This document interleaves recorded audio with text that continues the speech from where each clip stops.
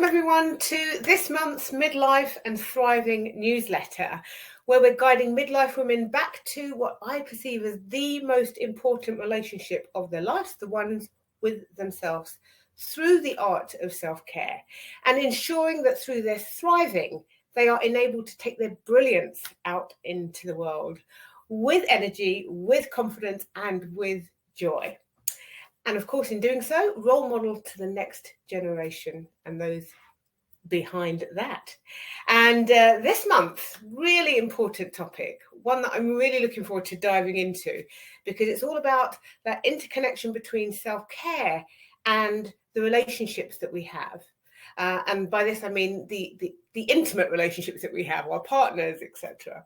And joining me for this conversation is the brilliant Mina Yang, who is a relationship coach and creator of the True Connection Pathway program.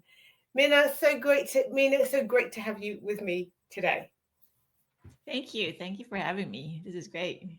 Yeah, this is as I said, such an important topic. And I think that, having followed you on LinkedIn and seeing your posts, I love that your approach is somewhat different to what I've seen with other relationship coaches, and really that's why I thought, you've got to be the one that I bring in for this conversation. So let's dive in.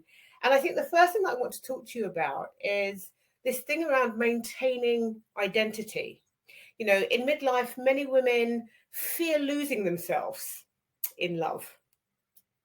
Most of us probably have at some point. So how can we show up fully for our partners while still honoring our individuality and inner power? Well, the first thing is to make sure you have the right partner, because sometimes we get into relationships with people that we think are it. That's our person, our soulmate, our twin flame, whatever it is. And oftentimes it might not be the ideal partner for us. Oftentimes we choose partners based on what feels familiar to us. And so if we grew up in an environment that was chaotic, we might not choose someone who is really best suited for us. So part of the self-care is really thinking, am I in a relationship that has the potential for me to become my full self? That it's not a relationship that's requiring me to shrink, to be less than I am, to show up as something different than I am. One that I have to do all the work to make sure that I can make them over. Like, none of those situations really lead to happiness in the long run. Yeah. Wow. Oh my goodness.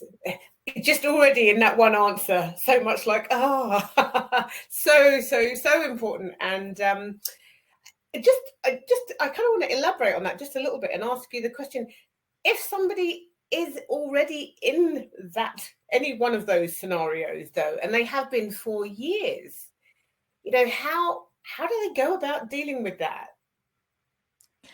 So it depends on the sort of the degree of problems, right? So if it's a situation where the woman has been doing much more than she should, she's over functioning, she's trying to please everyone else, and she's really kind of abandoning herself, but her partner is someone who doesn't want that for her, who really wants the best for her, I think there's a lot that can be done within the relationship. On the other hand, if it's a situation where she really is losing herself and there's no way out, that this is the way the roles have been defined, the roles are rigid and there's really no flexibility, it's time to perhaps think about doing things differently in the second half of her life, that maybe she should move on and work on herself first, so that she can find a love that will sustain her and that will make her second half joyful. Yeah. Oh, I love that, because I think sometimes that's the part, isn't it? These relationships can happen really early on in life, and then it's literally at that midlife where it's like, oh my God, how did I get here? How am I in this place? And I don't know who I am. And so that very point that you made about coming back and finding that relationship with self, so that you're really clear about what it is that you need and want around you. Yeah, really important. Okay, wonderful. So the next thing that I want to ask you about then is life after long-term love. So for those who are beginning again, so maybe somebody in that first scenario has said, right, okay, I need to start over, and they end a long-term relationship, kind of where do we start with that? Because that can feel really scary amongst other things. So how can midlife women rediscover the confidence and self-connection before entering something new? That's such a great question. And I think we all need to do this periodically over our lifetime, especially in midlife. Women have now been in the workforce for a few decades. Perhaps we were mothers, perhaps we were partnered. And we've probably changed a lot along the way. And so I think whether you are uncoupling or you're single or you're in a relationship, I think it's good to take a moment and just cultivate self-awareness. Who am I today? And what are the things that make me happy today? What do I want for the rest of my life? Ask these questions and get to know yourself better, because oftentimes we're so busy taking care of everyone else, taking care of our jobs, doing, a million things, that we really could all use more time just getting to know who we are today. And once we do, then we have a clear idea of how to move forward. And that might be with the help of others. You might need a coach or a therapist, trusted friends. But it really does help to be with other people too, because they are oftentimes mirrors to you. So even going out there and dating, you start to figure out, oh, this kind of behavior does not make me happy. That kind of behavior is great. This is what I'm looking for in a partner. And sometimes you don't know until you put yourself out there and you try different things. Yeah. Yeah. And actually, even that can feel scary, putting yourself out there. I'm not even going to go into the whole thing with dating apps and everything else that's possible, but it's a lot. It's a lot. So I think that very thing that you say about reaching out for help and perhaps finding a coach, a relationship coach who can really help you cut through the noise and the craziness of it all, can really pay dividends. Okay, so the meaning of true connection. This is something that I want to ask you about. You talk about true connection in your work. What does that really mean? And how does self-awareness transform the way we love in this stage of life? I'll take the second part of the question first. Self-awareness is really getting connected with oneself, right? So again, just self-knowledge, and understanding what it is that makes us happy. And then when we connect with someone else, we're connecting with someone who's going to bring out the best in us. That connection really brings out the best in both people. You're basically forming a team that does life together, and you want to be part of a team that's, functioning at its best. So it's having a partner who is always cheering for you, who is, wanting you to accomplish all of your dreams and goals, and vice versa. So I think that's what true connection is, where it's a mutual admiration society. It's a mutual cheering section. It's just really being there for each other for the ups and downs. Yeah, absolutely. And I think that's also really important, is it? We're not saying that it's all sunshine, sunshine and beaming 24/7.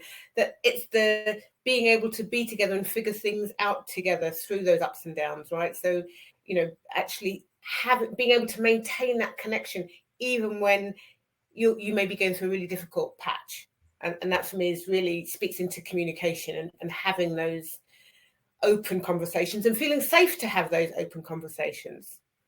Absolutely. That's such an important aspect of this, that you feel safe with them so that you can have the hard conversations, and that you have those skills too, because a lot of these skills, I think there's too much emphasis on luck.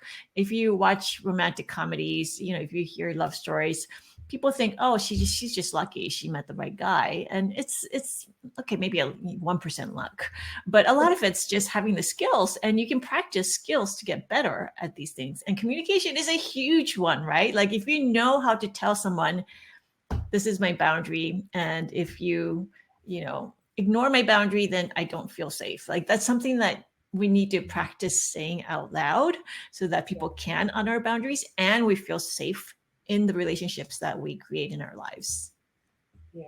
Yeah. Oh, so true. So true. Okay. the other part then is about breaking old patterns. So, many high achieving women kind of realize they've been overgiving. They know they've been people pleasing in relationships. What are some of the ways to break those cycles and rebuild from a place of self-worth? Well, I found that in my hypnotherapy practice, I have high achieving women come to me, and yes, they present those issues.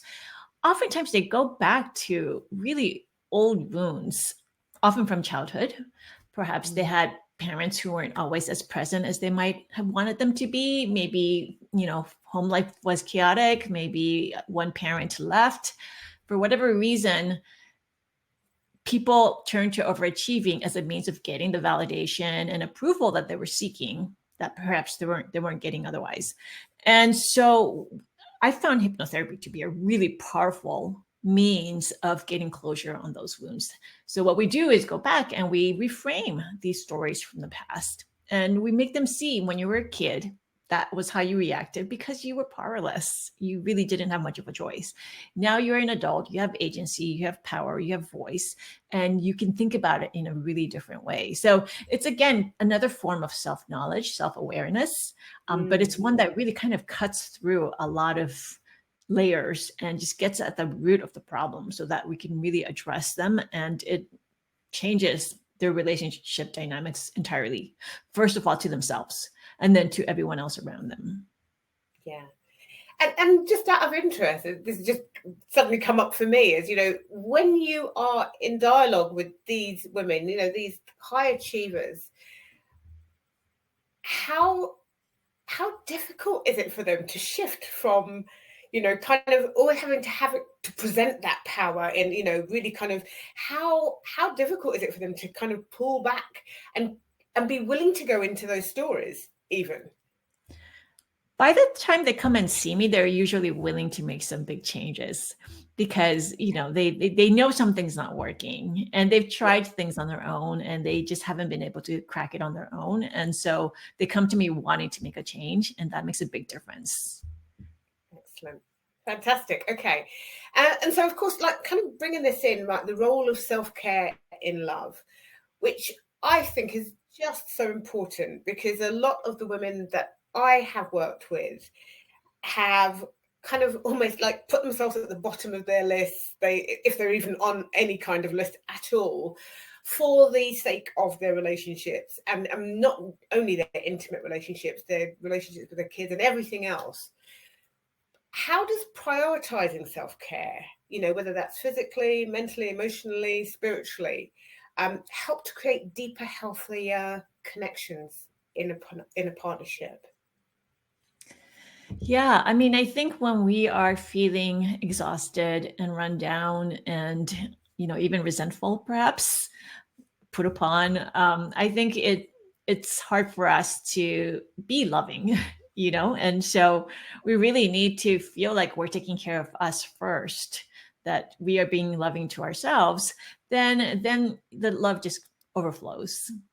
But when we're feeling depleted, just, we're going to be really sensitive, and we're going to not react so well to other people's needs. And so it's just feeling like we are giving from a place of fullness as opposed to giving from a place of emptiness.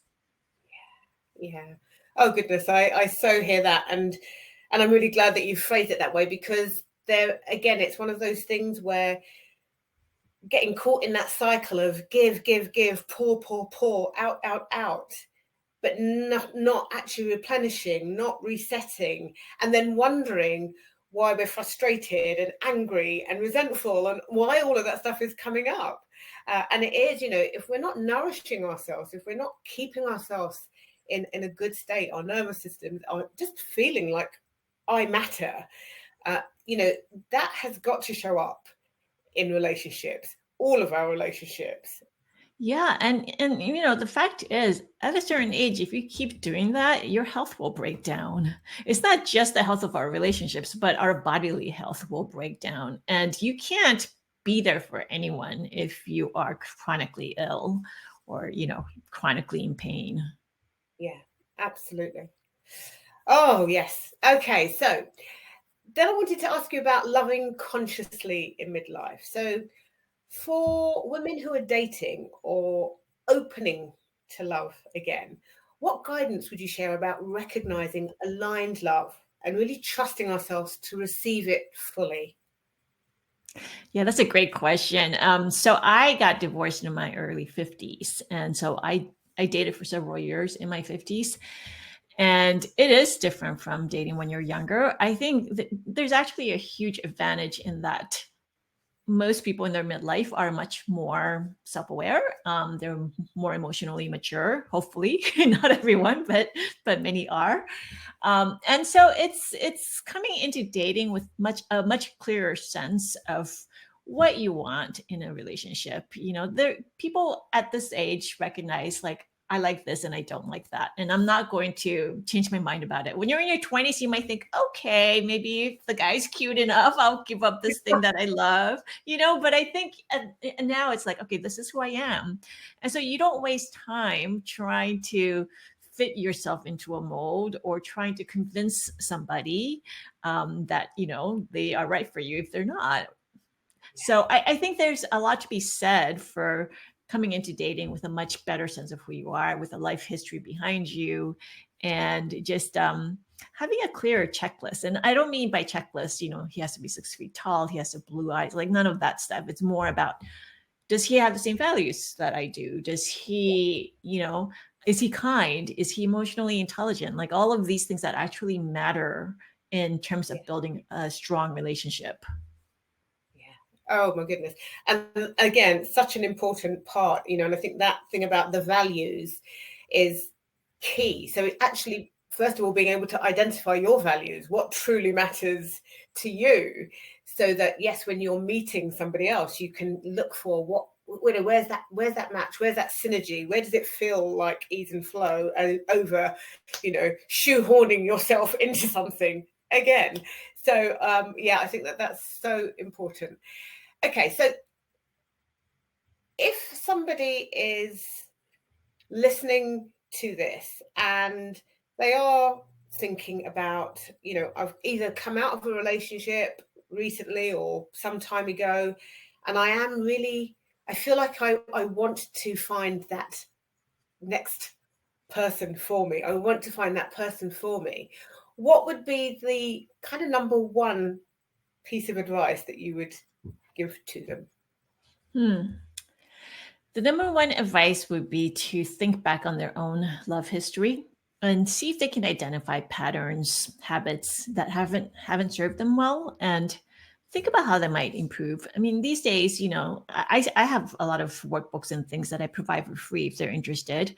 But there are things you can do to move beyond where you were before. I mean, I think at a certain point, you really have to just kind of break out of your bad habits and decide, okay, I'm not going to chase emotionally unavailable men anymore.